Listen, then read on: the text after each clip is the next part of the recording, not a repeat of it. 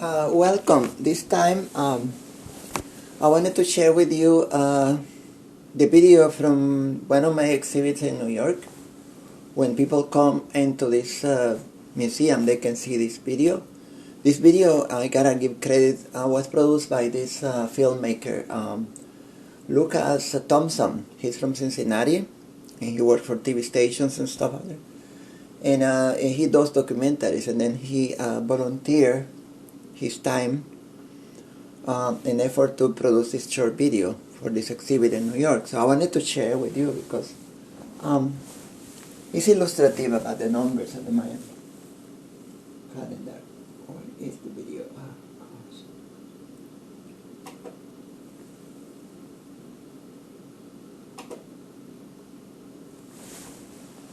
Sorry about that.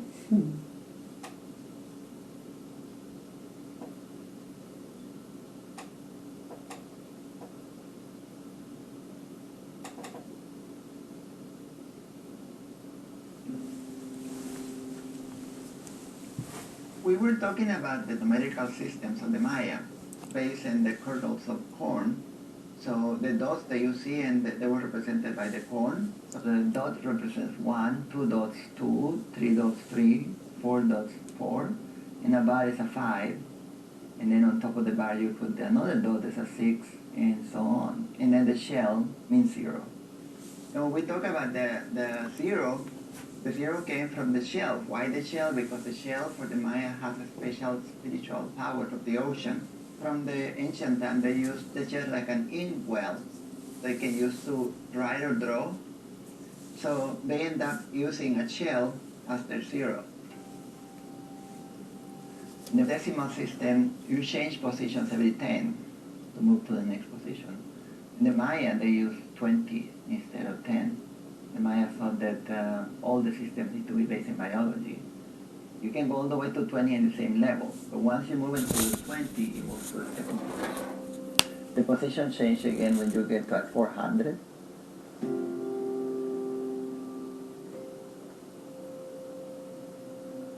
Instead of decades, they use every 20 years, which is the cartoons. And then a big celebration when they got to the 400 years was the Bakhtun. It's a big deal for them. And the latest discoveries, they found these tablets that were broken with operations, and they see the results. So this discovery tells us that the Maya actually found the 0 before the first ones on the whole planet to actually work with 0. The Maya managed to create a system with only 3 symbols, and that's why they call it trinary. So here you go, the 3 dots, the bar, and the shell.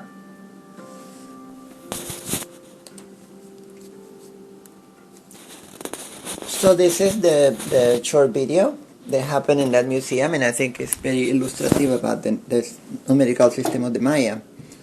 Since we have more time in this to tell you something else, in other talks we talk about the 9 Lords of the Night, and I told you before that I didn't have the pictures to show you the story of how to understand what the 9 Lords of the Night are, which is the planets. So I have them here. These are the ones that I painted. I'm gonna explain to you that these paintings are in color. And here, but the stones, these are in the stones, they don't have colors. So this one is number 1. It's clearly marked in the stones. It's number 1 in the sequence. And then it has a hand, and it's got a... In the Mayan context, when you put a hand, usually is when you give birth or you originate something. You give something. So, and clearly here is telling that this hand, this is kind of like a baby kind of an interpretation, and it's got 9. So it's showing you that with the sun began the 9. So this is the Lord of the 9, number 1, which is Chakum. And so I'll show you that. And then we have number 2. Number 2 is a representation of Mercury, as I explained to you in another time. Why? But you can see the little roots coming out of the seed, like a seed of corn or something. So, and that's what happened with Mercury. Mercury is all the time very close to the sun, very attached to the sun. So the ancient astronomers knew that and found the main quality of this planet. So they incorporated it into this way of explaining it with their own language. A lot of the other designs probably are saying a lot of more information that I don't understand, but it was for them it was probably very informative. One single picture will tell a lot of the information of this planet. After that, we got Venus. In Venus, you can see the bright star right in the center of all this. Number 3. And Venus is the third. If you count the Sun, the Mercury, Venus is number 3. And it shows like a bright star there. And then these are other information about Venus that, again, I don't know exactly what kind of information they were putting in here, but I know that all these things meant something to them. But what I am completely sure is that this is a representation of Venus in the 9 Lords of the North.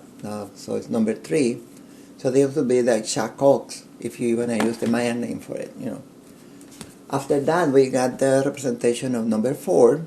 Number 4 is interesting because it's got this thing in the forehead. This figure indicates that this female is female in this context. And it's saying something about 2 things. This bar, because it's divided, it doesn't represent 5. In this case, it represents 2. They are like in a balance. And then I interpret this like this represents the Earth and the Moon system. And it's got the number 4, which is holy number. So I think this is what this represents. And it's, Shakang will be if you want to use the Mayan name for it. And then we got number 5, which number 5 is Mars. Mars, again, I don't understand the interpretation of what would this mean, but it was information about the planet. That somehow they incorporated in there. It meant everything clear to them in those days, but for now that they burn all the books, I know by the sequences Mars. And I know that Mars is connected to Manik or to Kek or to Chuen, the monkey, with the other forces in the universe that I was explaining before. So after Mars, we got Jupiter. Jupiter is beautiful. Jupiter, I can interpret a lot of Jupiter. Why? Because I'm an amateur astronomer, so I started to study looking at the sky a long time ago. And I'm very curious about, seeing these things in the sky. And if you're a beginner astronomer and you use a cheap, low-price telescope, and for the first time you look at Jupiter, was the Maya probably the telescope they had was very low class, very low magnification. You can say like a basic telescope that they probably made out of bamboo and some lenses. And then you see a bar, again, that has divided in 2, so it's not a 5, but it's got 4 very prominent spheres. And that's what you see when you look at Jupiter for the first time. You see the sphere of the planet, and then you see these 4 little dots going around it, because those are the 4 biggest moons of Jupiter. This is what the scientists call the Galilean moons. Why they call them like that? Because they think that Galileo was the first one in the whole planet to find these moons. But with these glyphs, the Mayans are screaming from the ancient times, 2,000 years ago, so no, we found them first. Maybe some other civilization found them first. But this is a clear evidence of the 4 moons of Jupiter long time ago. And you can see the divided circumference and different layers of things, and that's what you see when you look at Jupiter with a low-class telescope. You can see the little streaks divided with the sphere, and those are those things that you can see in Mars. The atmosphere have different layers. So, and this is represented here with the 4 moons, so it's a beautiful representation of Jupiter. These other things probably meant something else to them, but what I know, this is Jupiter for the Mayans. And then we got this one. This one is beautiful. This is Saturn. Saturn is amazing because it's got a lot of information that I could interpret. In the case of Saturn, what you can see is a warrior head, obviously.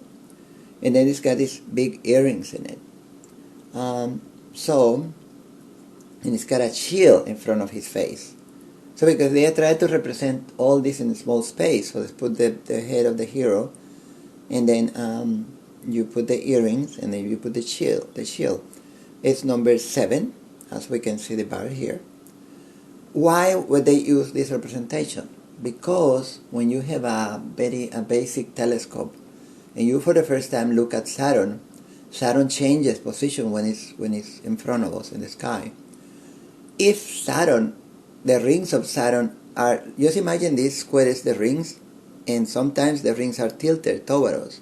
When it does that, you don't see the rings, but you see something sticking out of the side of the planet, which it could be interpreted like the earrings of the hero coming out of the head of the hero.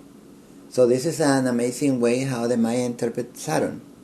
And then sometimes when the rings tilt, because it happened every so many years, when the rings tilt and come up like this, and then you can see the whole ring or part of the ring, depending on what the angle of observation of the ring is. And this is what this shield means. Sometimes the warrior is showing the shield. Sometimes it's only showing the earrings. So it's beautiful how the Maya encapsulated this information about Saturn into this drawing.